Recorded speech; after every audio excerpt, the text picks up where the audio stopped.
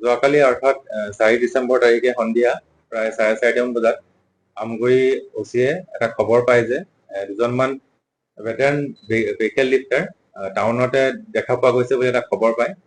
খবৰ পোৱাৰ লগে লগে অচিয়ে ষ্টাফসহ থানাৰ পৰা ওলাই যায় তেওঁলোকক আমগুৰি চাৰিআলিতে পায়।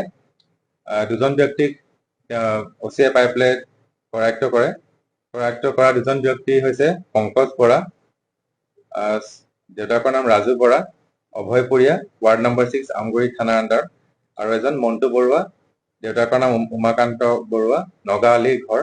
এই দুজন ব্যক্তিক পায়। এই দুজন ব্যক্তিক আমি থানালৈ অনা হয়। অনাত সোধ-পোছ কৰোঁতে তেওঁলোকে স্বীকাৰোক্তি দিছে তেওঁলোকে এটা মানে প্লেনিং এটা কৰি আছিলে কিবা বাইক থেফ্ট কৰা, চুৰি কৰাৰ কাৰণে। আৰু তেওঁৰ বেকগ্ৰাউণ্ডটো লগে লগে আমাৰ চেক কৰা হ'ল। বেকগ্ৰাউণ্ড চেক কৰোঁতে আমি গম পোৱা গ'ল যে পংকজ যিজন আছে, পংকজৰ এগেইনষ্টে ইতিমধ্যে 6টা কেছ অলৰেডি ৰেজিষ্টাৰ মানে হৈছে বিভিন্ন থানাত।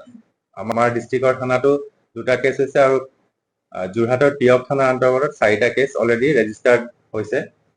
গতিকে 6টা কেছ তেওঁলোকৰ এগেইনষ্টত আছে আৰু মন্টুৰ এগেইনষ্টত শিৱসাগৰ থানাৰ এটা 24 চনৰ অলৰেডি এটা কেছ ৰেজিষ্টাৰ্ড আছে।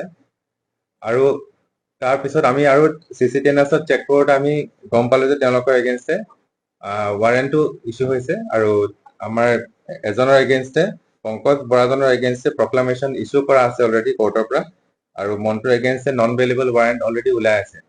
গতিকে এই দুজন ব্যক্তিক আমাক অলৰেডি আজি আমি যিহেতু পালোঁ তেওঁলোকক আমাৰ জিম্মালে পঠোৱা হ'ব, ন্যায়িক জিম্মালে। আৰু এওঁলোক ব্যক্তি যিজন পংকজ বৰা আছে তেওঁ ড্ৰাগ এডিক্ট হয়। তেওঁ অলপতে ওলাই আহিছে ৰিহেব চেণ্টাৰৰ পৰা। তেওঁ জাষ্ট 8-10 দিন হৈছে ওলোৱা। আৰু আমি সন্দেহ কৰিছোঁ যে এই দুজন ব্যক্তিয়ে লগ হয় আৰু তেওঁলোকৰ এটা গেংগো আছে, আৰু তেওঁলোকে লগ হৈ পেলাই শিৱসাগৰ আৰু উজনি অসমৰ বিভিন্ন জাগাত তেওঁলোকে বাইক চুৰ আৰু বিভিন্ন ভেহিকেল থেফ্টত ইনভল্ভ আছে। গতিকে আমাৰ যিটো প্ৰিভেণ্টিভ ষ্টেপ ল'লে অচিয়ে আমাৰ আমগুৰি অচিয়ে, যাৰ কাৰণে মই ভাবোঁ শিৱসাগৰত বহুকেইটা বাইক চুৰি ঘটনা ৰোধ কৰিবলৈ আমি শিৱসাগৰ আৰক্ষীয়ে সক্ষম হ'ল এই অভিযানৰ জৰিয়তে। আৰু এতিয়া আমি তেওঁলোকৰ বাকী গেং মেম্বাৰ যিখিনি আছে তেওঁলোকৰ ফোনবিলাক এনালাইচিছ কৰি আমি সেইখিনি ওলাবলৈ চেষ্টা কৰি আছোঁ, আৰু পৰৱৰ্তী পৰ্যায়ত আমি সেইসকল ব্যক্তিকো আমি উলিয়াবলৈ সক্ষম হ'ম বুলি আমি ভাবিছোঁ। আমগুৰি থানাতে আছে আগৰ 22 চনৰ কেছ, তাৰপিছত গেলেকীত আছে 23 চনত আছে, আৰু টিয়ক থানাত 22 চনৰ 4টা কেছ আছে তেওঁ। আৰু যিজন আছে মন্টু, তেওঁ শিৱসাগৰত যোৱা বছৰ 24 চনৰ কেছ এটা অলৰেডি ৰেজিষ্টাৰ্ড আছে। ঘৰ তেওঁৰ নগাআলি থামুন গাঁও। চুৰি হোৱা বাইক আমাৰ ৰিকভাৰী তথ্যটো মই এতিয়া বৰ্তমান হাতত নাই, কিন্তু আমি কেইবাখন বাইক ৰিকভাৰ কৰিবলৈ সক্ষম হৈছোঁ। আমি ডিমাপুৰ নাগালেণ্ডৰ পৰা আমি বাইক ৰিকভাৰ কৰিবলৈ আমি সক্ষম হৈছোঁ। তথ্যটো মই আপোনাক পৰৱৰ্তী পৰ্যায়ত মই আপোনাক দি দিম। আমি এতিয়া বৰ্তমান আমি তদন্ত চলি আছে। তেওঁলোকৰ মানে সোধ-পোছত যদি আমি তেওঁলোকৰ কিবা প্ৰমাণ পাওঁ সেইটো আমি কৰিম। এতিয়া হেৰিত আছিলে, ৰিহেব চেণ্টাৰত আছিলে। তেওঁ কোৱা মতে জানুৱাৰীৰ পৰা তেওঁ ৰিহেব চেণ্টাৰ গুৱাহাটীত তেওঁ আছিলে পংকজ, আৰু তেওঁ 8-10 দিন হ'ল তেওঁ ওলোৱা মানে ৰিহেব চেণ্টাৰৰ পৰা। এতিয়া তেওঁ তাৰ পিছত জড়িত হৈছে নাই সেইটো আমি জাষ্ট 8-10 দিনহে হৈছে বুলি কৈছে। সেইটো আমি ভেৰিফাই কৰিলে আমি গম পাম যে তেওঁ ওলোৱাৰ পিছতো জড়িত হৈ আছে নে তেওঁ ৰিকভাৰ হ'ল, সেইটো আমি পিছত গম পাম।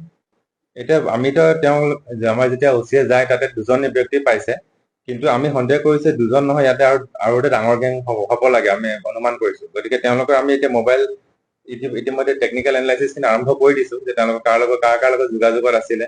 কাৰণ এইটো অৰ্গেনাইজ ক্ৰাইম হয়। ভেহিকেল থেফ্ট যিটো আছে সেইটো এটা এজন বা দুজন ব্যক্তিয়ে কৰা কাম নহয়, সেইটো মিনিমাম 8-10 জন বা তাতকৈ বেছি ব্যক্তি জেনেৰেলি জড়িত থাকে।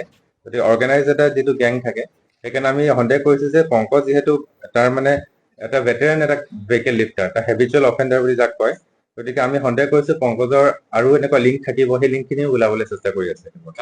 এনেকুৱা মানে একো তেনেকুৱা ইকুইপমেণ্টছ একো উদ্ধাৰ কৰা নাই। তেওঁলোকে এটা প্ৰিপাৰেশ্যন ষ্টেজত আছিলে, যিহেতু সি 8-10 দিন হৈছে ওলোৱা।